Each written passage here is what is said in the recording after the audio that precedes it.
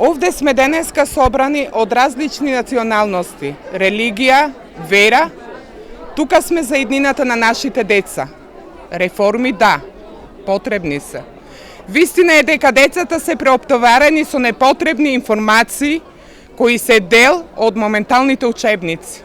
Но откажувањето на образовниот процес, воведувањето на целосна дигитализација, кратење предмети, историја, работа со компјутери, англиски јазик, а посебно мајчин јазик и отфрлањето на учебниците нивна замена со дигитални уреди и некакви замислени интерактивни часови не се решение за напредок во образованието на децата. Тука има родители кои не спаѓаат во ранливи категории, па сепак едва и врзуваат крај со крај за да го поминат месецот.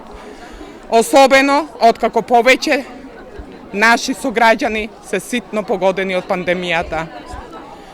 Дали министерката е запознаена со моменталната цена на уредите во ИТ маркетите? Дали знае дека таа цената на лаптопите е дупло поскапа откако нашите деца почнаа со онлайн настава? Што е со родителите кои имаат по 2, 3 или повеќе деца? Дозволен период од година и пол беше пандемијата, која ни покажа и докажа дека на овој начин не можеме сите да функционираме.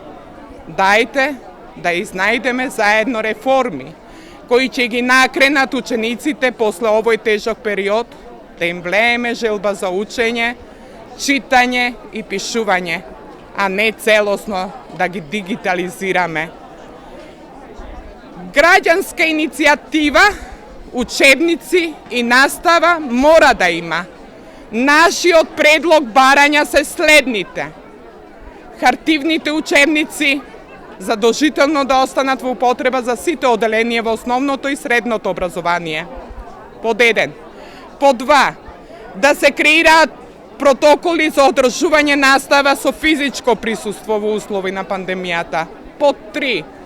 Задолжително учество на представници од групата и од граѓанскиот сектор во работна група на измени во законот и за било какви реформи во образованието.